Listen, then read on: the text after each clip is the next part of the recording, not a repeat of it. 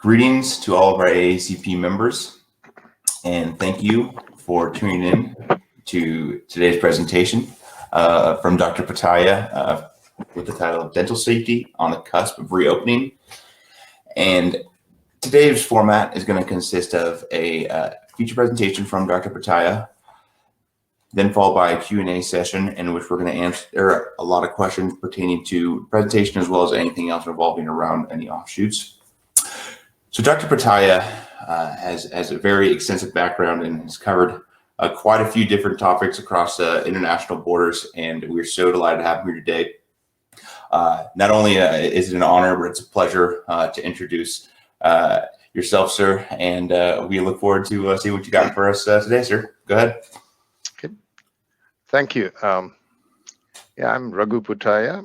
I'm originally from India. I came here to the US in '88, did my graduate studies in public health at the University of Alabama at Birmingham, did my residency in dental public health out there, and then I became the first infectious diseases fellow. Studied under Dr. James Cotone in San Antonio at the dental school, spent 4 years there, and then I became a faculty, tenure track faculty in diagnostic sciences. But most of my life, I've just been, doing work in infection control. A lot of funded studies I've served on. Pretty significant boards, reviewed for some of the best journals in the world. So, so I've been on infection control, occupational safety, and HIPAA. And in September, I took retirement as a fully tenured professor, and I started my own company called OSHA for Dental. And I'm also starting another totally online one called ToothCE. So anyway, I know these are trying times for everybody. All over the world. I speak to groups in the world. I get a feedback from them all the time, especially in the past couple of months. Things have been hard.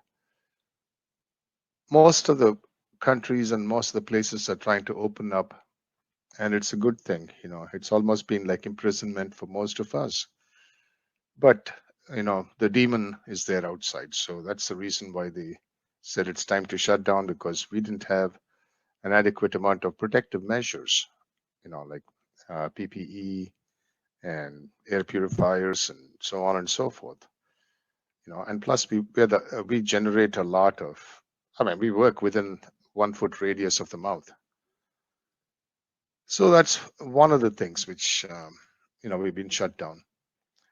Epidemics, pandemics are not uncommon. When I was really, really, really young, that was in 429 BC, I was a part of the plague of Athens, and then came the Antonine plague of Justinian, Black Death, smallpox, typhus, smallpox, cholera, Spanish flu. But the real ones, I was joking about that, but the real ones are, I was in the thick of HIV and AIDS pandemic with multi-drug resistant tuberculosis. I've gone through the SARS, I've gone through the MERS, Zika, Ebola. Ebola Dallas was a hard zone for Ebola, measles, and of course, COVID. So these things are not new to me, but at the same time, this has been one of the most scariest of the situations. Purely because of the number of deaths that have happened within the past 2.5 months. Here's a mind map of AN1H1 influenza, which I put out. I study diseases. I kind of flesh them out, and I do that. Then there's one on SARS. I did that in 2003. Then, so this is, what I gathered on COVID.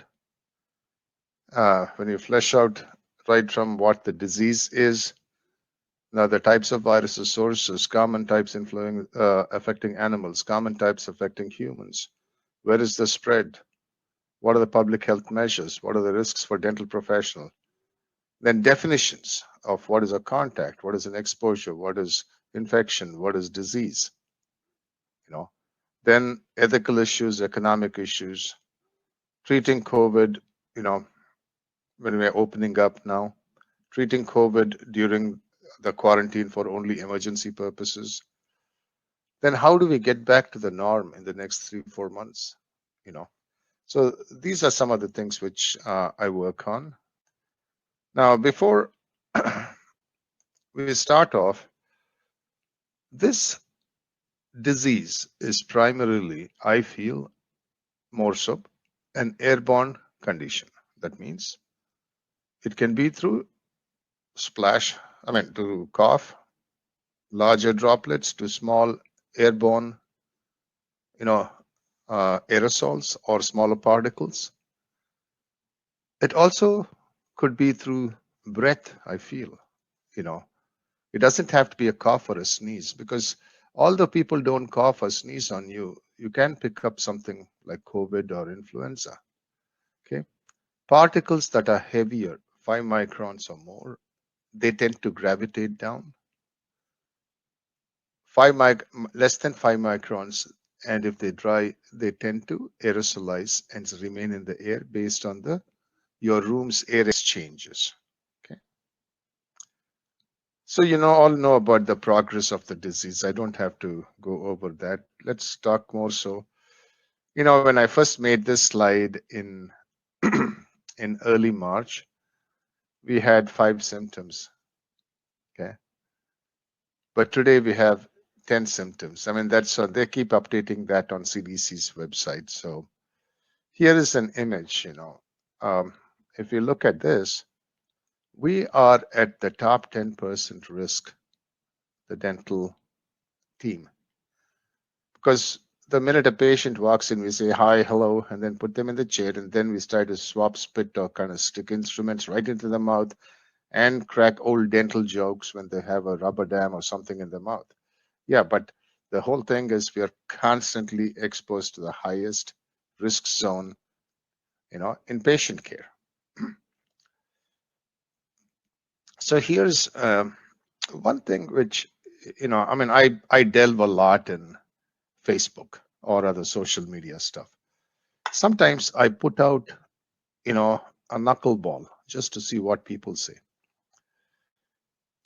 A week ago or so, it was 1 million cases, of corona in the US.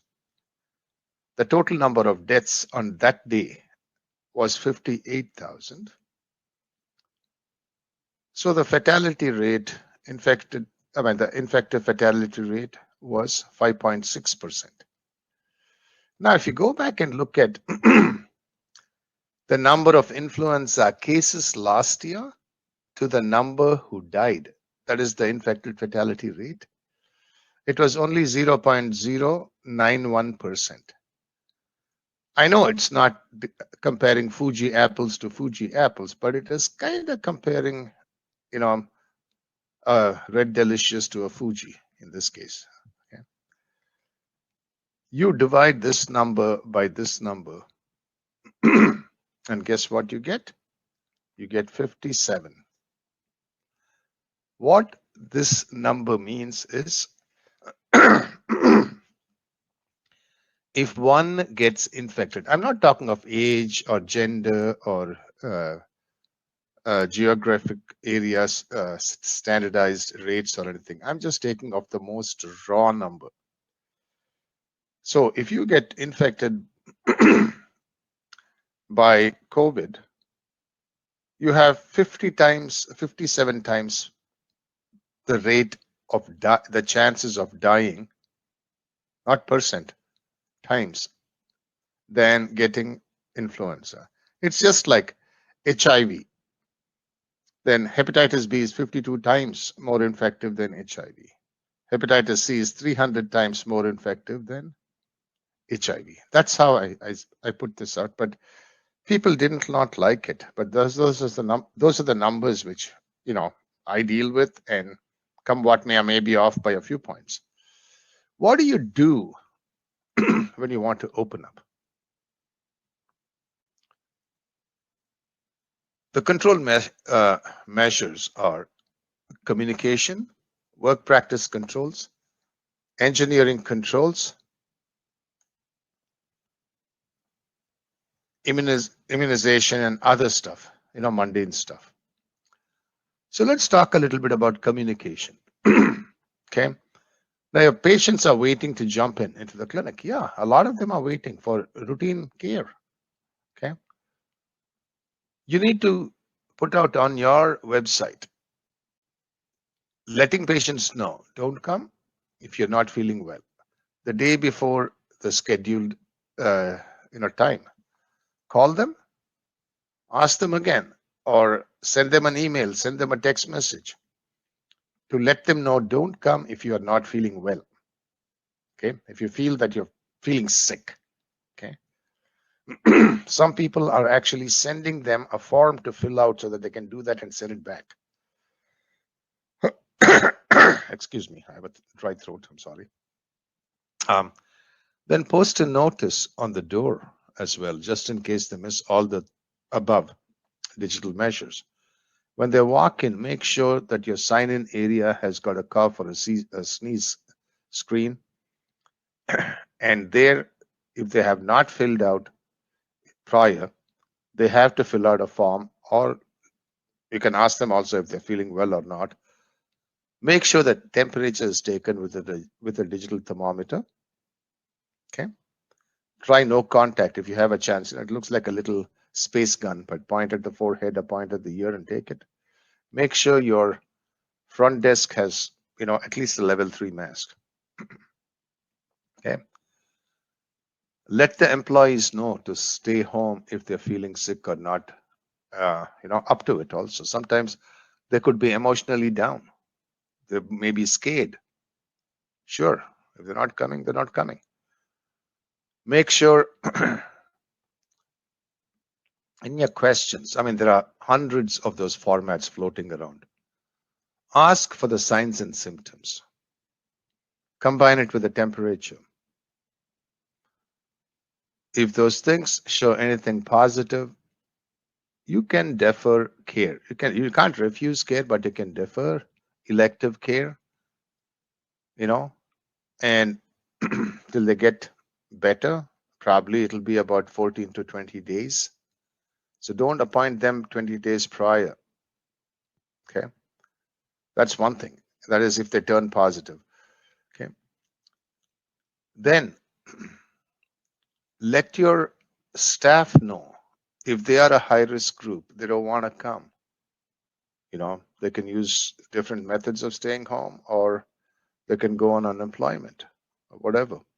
That's the truth though, if they are taking care of somebody who's a high-risk person at home, same thing can apply. Okay. If you are a high-risk person, try and find a replacement for yourself, like a temp doc, or go ahead and open your clinic later. Okay. So, of course, most of the people are saying we reduce aerosol generating procedures.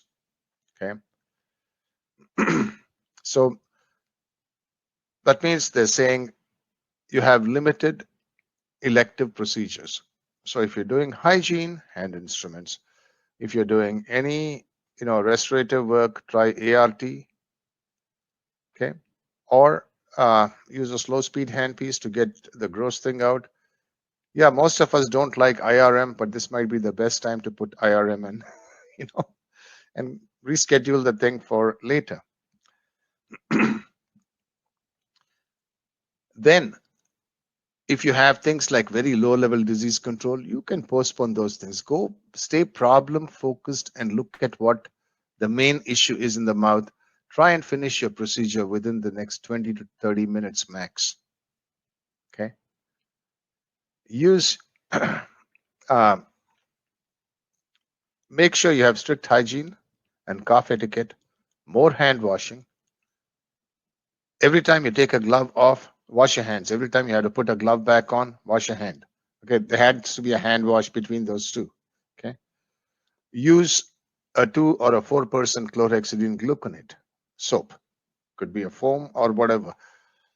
Okay. Hand wipes are better than just plain alcohol. Hand wipes with alcohol or any other germicide is better than plain alcohol. The effects of alcohol is only great after a hand wash.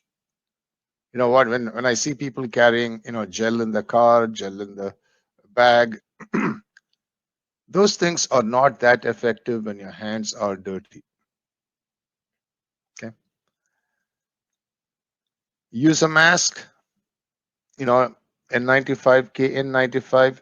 I don't know. There are so many, they say that there are so many KN95s which don't meet the standards. That's okay. Use the best you can. You have to have a face fit. Some states and some county departments offer. If you don't know, talk to talk to the fire chief, your local fire chief, and ask them, where can I get a face fit for this N95 mask? Now, they could help. Use a face shield if you can. Okay. You can use disposable PPE, and use them well, in the sense, if you see them visibly soiled or you know that you've touched it, then you can discard it between patients. Otherwise, you can carry on for the day as long as you can maintain it clean. Anyway, you're not going to be doing high splash and spatter procedures. Okay.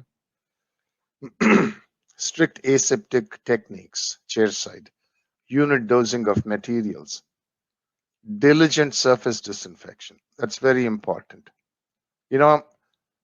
All we are doing is we are modifying standard precautions and adding on transmission-based precautions. So we follow the regular standard precautions, and in certain areas where a transmission risk is high, we put additional precautions out there. Okay. Disinfection of common surfaces. Okay. Hand instruments. Reduce patient visit time. Exposure time is very important. When you get home, take your clothes off, put it in the laundry, go have a shower, and then hug your kids. Okay. Launder scrubs daily. If you have reusable PPE, like the gowns, you can launder it in the clinic if you have, a washer dryer. Okay. When patients are walking in, allow the patient to come alone, until and unless they are a minor or they need an attendant because they can't sign, or they need somebody wheelchair to push their wheelchair, or whatever it is. So otherwise it's one person at a time. One patient an hour would be a very good start. It'll give you adequate time to wipe down the whole thing, the clinic, wipe down the mobile point of sale unit, wipe down common surfaces between each patient. Think of a high level of awareness. Okay. The engineering controls are air scrubbers, like, the ones, there are items that evacuate the air outside into the environment. The other ones are for internal circulation. So one could be attached to an HVE where it actually goes through a high level filtration system, like with the HEPA filters. The other one is they introduce certain ions in the HVE. I'm not very comfortable because I don't know too much about the HVAC and the ion generators and stuff like that. Science-wise, it sounds good, but when it goes through a whole building, it's different. I still prefer total evacuation per room, out into the environment, or I'd like to use a HEPA filter, a device, an air circulating HEPA filter device within the cube. It could have a HEPA plus UV also, scientifically great, but I haven't seen any great studies that have shown that a regular good HEPA filter indoor air circulator is any different or better than a HEPA plus UV as a translational study. Okay. Increase the air evacuation. If you need to section a bridge or do something where you really need to use a coolant, try to use a monojet syringe, and then try to cut it, use a dropper method. Okay. use a full a full strength chlorhexidine irrigant, instead of using plain water. People say that, oh, you got to do a pre-procedural mouth rinse. That's an additional precaution. No, that's a standard precaution. That is to get rid of the microbes or reduce the microbial load in your mouth. Unfortunately, I don't know how this caught on. Everybody wants to use it for COVID. Yeah, you can use it for COVID. You can use it for anything. But remember one thing, COVID's spread is not from the mouth. It is from your upper respiratory tract and your respiratory tract. That's where it multiplies. So if you're not going to be flushing chlorhexidine or something in there or nebulize it, I'm just joking about nebulizing, but think about it. So be careful. It's the air evacuation which is more important. Use a high volume evacuator even when you're doing a regular procedure. So you're sucking out the air, Immunization, testing, tracking, it's a long way to go, so it's not for today. So wash your hands well, wear full PPE. If a patient is coming in or if there's attendant going to be with the patient, there has to be, give them a mask also, give them a level 1 mask. Cough etiquette, do the dab, wipe down your surfaces really, really, really well. Wash your hands with a good soap, chlorhexidine. Let me go to masks. So you have many types of masks. You have a level 1 mask, level 2, level 3, and then you have a respirator. Above level 3 is all respirators. Okay. So, so this is also a respirator, basically like a painter's mask. But I've used these before when I was in fellowship. Now you can have the N95 or the KN95 with a shield and glasses, disposable shield and glasses, disposable shield which has got a slot for your loops. You don't want to use the loops and you're just kind of in the front desk. You can be wearing a level 3 mask and a shield, or glasses and a shield. So there are many options. So the P100 masks. Okay, let's come to this one. So this is an N95 mask, the outside of the mask, the inside of the mask. Look at the margin of the mask. Okay, it is not stretchy and all the good stuff. It has to be fitted well. All you do is you place it right on top, you squish, firmly on the sides of the bridge of your nose. Pull the straps, over your head and your neck.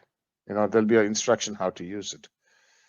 And then when you breathe out and place your palm in front, if you feel air going through that, feel warmth, that means it's doing well.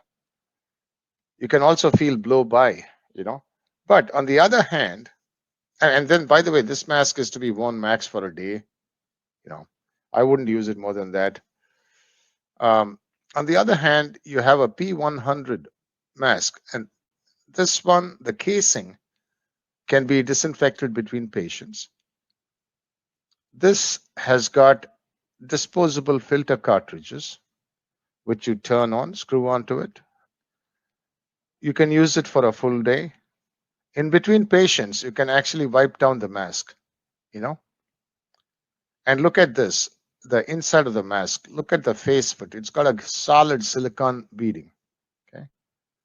So over that, you can wear a face shield and so on and so forth. Okay.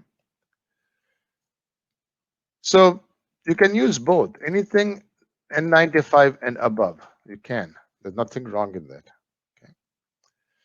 The next level would be a PAPR or positive air pressure respirator, which is, I've seen some of my buddies, actually, they have them. I don't know how they got them, but they got them.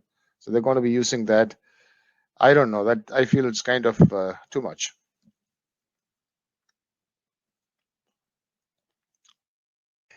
If you're going to use a surface disinfectant, use a good one. a good class of it. You can use a chlorine compound or you can use a peroxide. Okay. What I suggest is use 5,000 plus parts per million, not 500, 5,000 plus parts per million hypochlorous acid, or use the one, this one has been recently introduced into the market, but then there's an accelerated hydrogen peroxide made by Sycan, I think. It's called Optim 33TB. So what I'm saying is these are the highest classes of surface disinfectants available. The next level would be the phenolics, water-based phenolics. And then the next level would be the quaternary ammonia compounds, which are like Discide, Wexcide, Cavicide. All of those are the lowest level things. Yeah, everybody runs when there's an epidemic. When there's a ship which had people, having a lot of stomach flu, they found it was Kalichi virus. Every company in the universe wanted to get a Kalichi virus claim. Yeah. So today everybody is running to get or has got the COVID virus claim. But don't just look at what claims they post on their labeling. Your disinfectant should be an intermediate level disinfectant. Of course, it should have a TB kill claim. It should also be registered as a hospital disinfectant. Okay. Should have these 3 organisms kill. It should kill viruses, hydrophilic viruses like rota and polio, lipophilic viruses like influenza, HIV, and SARS. By the way, the lipophilic viruses are the weakest viruses, and you can kill them even when you change the pH. Okay. The tougher ones are the rota and the polio virus. So normally, if it kills a hydrophilic virus, it will kill a lipophilic virus. So go for a higher level of, a germicide.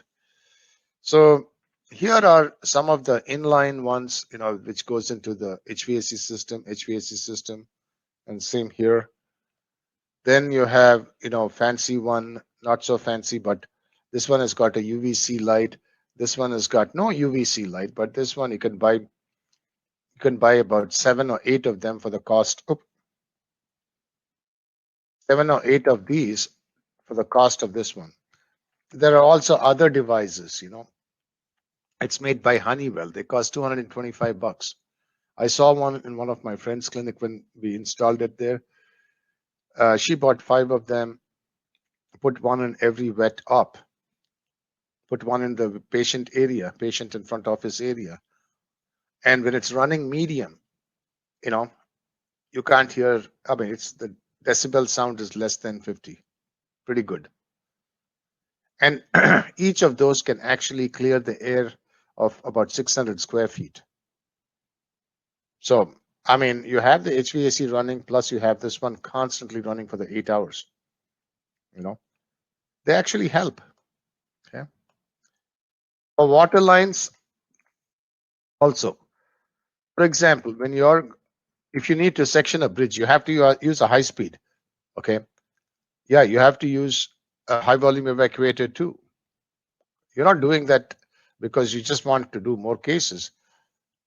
Try doing, sectioning a bridge or something like that with a slow speed. Yeah. What I would suggest is, you can use a full strength chlorhexidine as an irrigant in the bottle, and you can get the person, assistant to make sure that they're pointing the HVE where it's needed. If there's a possibility of using a rubber dam, it would be even better. You want to use an HVE, you want to use an isolite and a dry shield and whatever the Nuvi stuff. Yeah, go for it. Anything is better than not doing it. For your hygienist, if he or she is busy and an assistant is free, send the assistant over to help with the HVE. You may want to change the practice measures a little different, tweak it.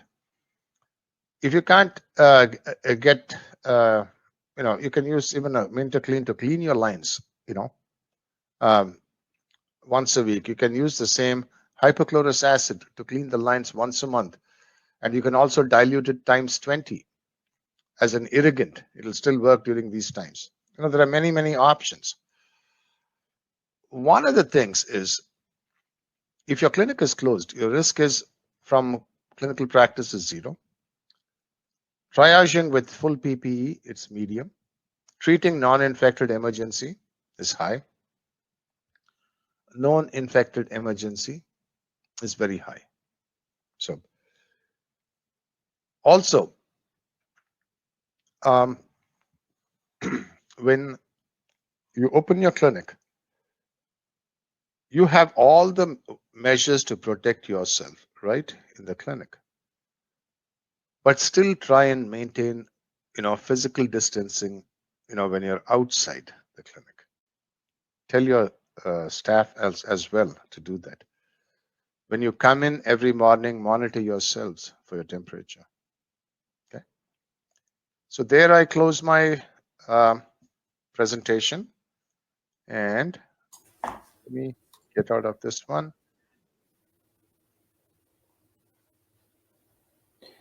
Yes, Dr. Puttaiah. Can you hear me? Yes, okay. Do you have another presentation pulling up, or are we able to go to the Q&A section yet?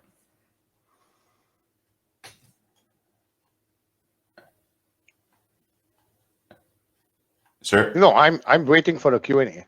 Okay, so first of all, the presentation covered a lot of topics that are most likely definitely going to be applicable as our members are opening up their dentist office over the next few weeks. So one of the first questions we have here is from Dr. Wartrell regarding, will placing masks in an oven at 150 degrees Fahrenheit for 1 hour disinfect it? Actually, you mean in an oven, like a kitchen oven, like a dry heat? I believe so. Yeah. Okay. One of the things, I'm also a part of AMI, Association for the Advancement of Medical Instrumentation. Like how you guys are doing your CE, I do my CE with their scientists. And there was a group from Nebraska Medical Center, UC Berkeley, and somewhere else. I mean, these guys were all, applied physics people. I mean, excellent scientists. They tested out with the UV, they tested out with the towel warmer, they tested out with just dry heat. Unfortunately, if you use dry heat, see, I use Celsius. I'm here for a long time, but I still use Celsius. What they said was, if it goes over 75, 78 dry, it could denature your mask material, depending on the material. It's very mask specific. They have found that if they put these things at about 65 to 75 degrees in a moist, in a towel warmer for about a couple of hours, it could help. UV light outside, yes, but within the mask material, if anything is there, it's very difficult to really measure it because UV is for the surface. So those are the three things. I have told people, in the past, if you have to decontaminate something in the field, like a handkerchief, put it in a plastic bag, a baggie, seal it, and put it on a dark background and keep it out in the sun. Yeah, your temperature goes up to 100, in Celsius, it goes easily up to 65, 70 degrees. So it might work, but I have not seen any good, studies by solid groups, that work on medical instrumentation, come up and say, this is good, this is bad, this is better. So I don't have an answer to that. At this stage, where we are in COVID, do your best. Anything is better than keeping it in a black box. So now, if the material looks damaged, or you feel that you can breathe easier through that after your decontamination, throw the mask off because it's not working. It's already kind of expanded the holes, or the filtration has decreased. Okay. So would if dry heat is not working as well, would ethyl alcohol, would that be a temporary solution as well, or? Ethyl alcohol, they have not tested the ethyl alcohol part, but alcohol can plasticize material too. So that might affect the the mask material. These are all synthetic materials. They're made basically fibers. And if you put, let's say 70% plus alcohol, may not, but alcohol can get, alcohol itself breaks down when it hits bioburden. It's not available for the virus then. Think of the mask material using up all the alcohol before the virus can get the concentration of, the percentage it needs and the time of exposure it needs for kill. So reprocessing a single-use disposable is a very tough subject. And I've seen at least 100 people talking of different ways. I don't feel comfortable. I mean, I'm just telling you the truth. But if it makes you comfortable in your heart and, it doesn't look damaged, do what best you can and try it out and see. The other thing is try not to wear, foundation and face makeup too much, because you're going to be reusing this for a day or so, okay, depending on how many masks you have. So. Great. And what would be the ideal GSM for PPE? Can you expand GSM for me, please? Because it's got so many different things in astrophysics as well. We'll wait for them to expand on that. But another question would be, would the UV light and ozone lamps be effective in room sanitation? Yeah, if it's left for a few hours and no humans are there. I mean, it's been used in labs. You can't just push a shine a light for a couple of minutes at the intensity which they say and the distance. Okay, 260 nanometers is the wavelength, and if they have to expose it to X amount. In fact, I'm just trying to start off on one experiment, trying to see the distance of a 260 nanometer UV light onto onto a plate with microbes, and then vary the time and vary the distance to see what the effects are. But that will take about a month and a half. What I've found is in between patients, it's not a great idea for now because we don't have anything effective. Now, I know that our university, Texas A&M, my past university, of course, I don't have anything to do with it, they were testing out a very high intensity photo activated system, for rooms. It's like a robot. It goes by, all around and then starts blipping light. And that they found it effective. But plain UV light, like a small lamp in a clinic, when you're working on a patient, not a good idea.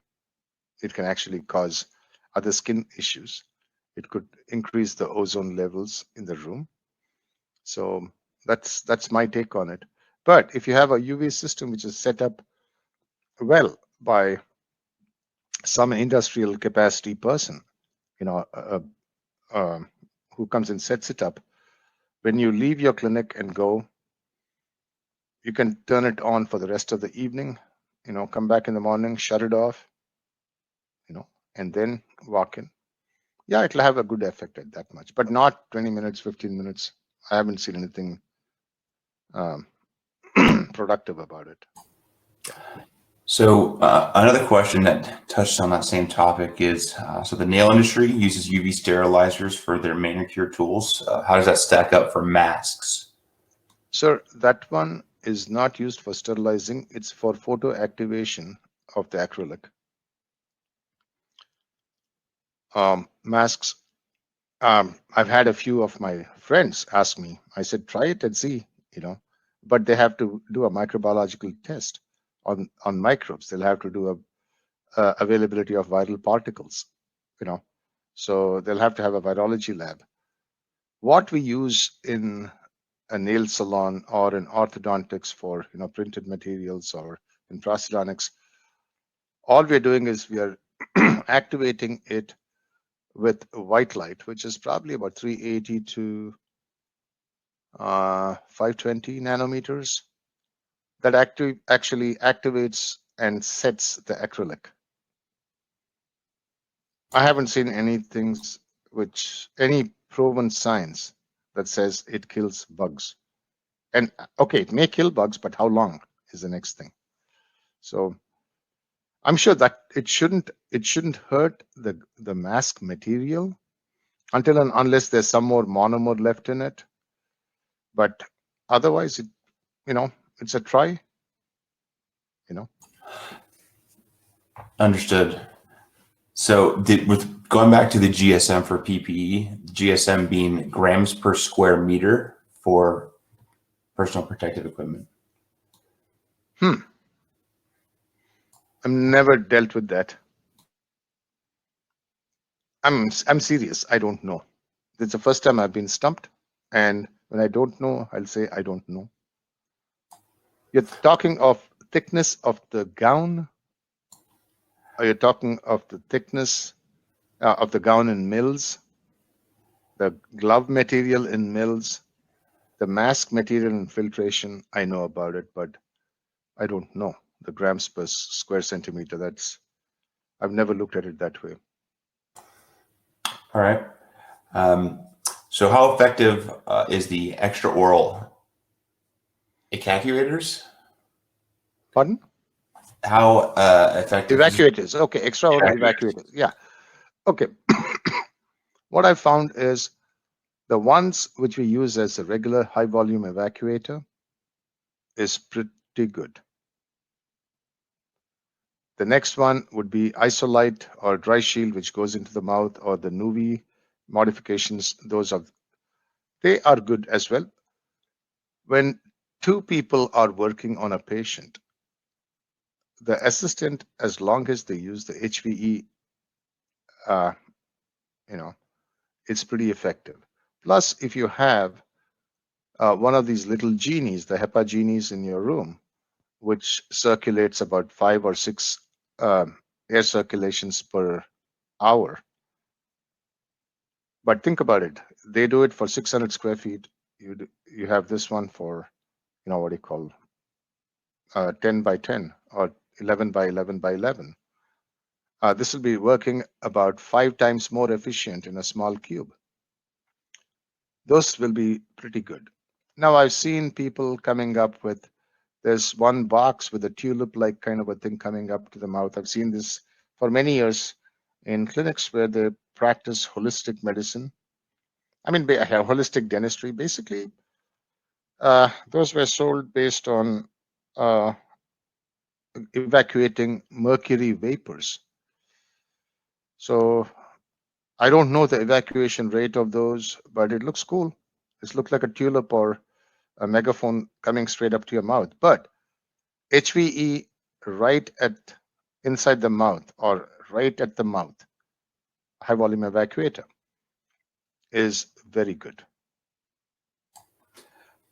Perfect. And last question is actually going to be coming from me.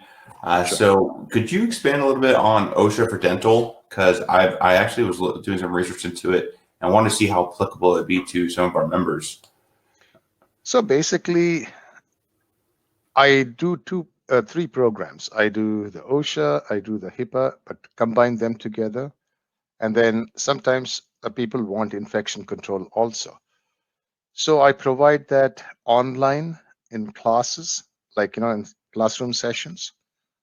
For clinics, I don't train individuals. I train a clinic. I get paid out by the clinic to teach the whole team. Then I also do in-office training for clinics in the southwestern region, for larger clinics. So I haven't advertised much at all. In fact, I'm still kind of, I do at least about 20 clinics a month training, online or in office. When I do the in office, I walk through. the whole thing, and I provide them a certificate that they've been trained in these subjects. For infection control, they'll need CE credits. The other two don't need CE credits, but they need a certification. So what I do is I provide them a certificate saying that they've been trained in these. For CE credits, I will get them Academy of General Dentistry clearance for infection control. And my site is www.OSHA number 4, the numerical 4 dental.com. Have a look at it, and if you need my services, you're more than welcome. But in about 4 months, I'm putting up a platform, a totally online platform. It's a B2B platform for all the clinics. That's when you'll start seeing a nationwide, thrust in advertising. Mm-hmm. That's all. Yeah. Well, thank you for expanding on that, because we look forward to seeing that development. And, other than that, Dr. Puttaiah, thank you so much for coming on this morning for this impromptu meeting. We're able to talk more about and making sure, our dentists are being safe and definitely exercising the best practices and returning to work. Yeah, trying to open up, and I wish them the best. Be careful, maintain a high level of awareness. We are getting out of the woods, and don't get scared. Go fall back on your basic knowledge of infection control. Read up as much as you can on the additional precautions. And if a day you don't want to go, don't go. Don't push yourself to go. But at the same time, we have to open up sometime, and go slow. Take baby steps for the first 2 weeks. Go really slow. Next 2 weeks, slowly pick up the miles per hour. See a little more patients. Don't ever think that in the next 2 months you're going to see the same number of patients as you used to see in December. Keep that as a goal, but don't rush to it, and don't make 100 meters dash to it. Pace yourself and go. Okay. And good luck to everybody. And I wish you guys are back in practice. There are patients waiting for you. Your employees are waiting for you. You are waiting to go and earn your money as well. Okay. Thank you so much for giving me this opportunity. Okay. Yes. By the way, I'm half jet lagged because I've been lecturing last night, yesterday afternoon, this morning. So we're lucky. We were lucky to get you. Okay, and I'll be sending out my handouts, and go ahead and pass it on. Have you recorded this thing or? Yes, sir. People will be receiving, all registrants receiving email link to the video, as well as if you have any handouts, they'll receive those as well. Great. And I'll also send you, I just wrote a small article for North Dallas Dentistry and Houston Dentistry. It's, the desktop magazines, which they get every month for every clinic. So I'll get the permission from them, and I'll also pass it on to you or to Kura. Okay, so you can share that. And I'll give links to my other recorded handouts. There are programs which I provide for 2 hours purely on COVID, all the way down to a half-hour podcast on specific questions. Okay. So there's more information. Thank you. Thank you very much. Bye, sir. Bye-bye.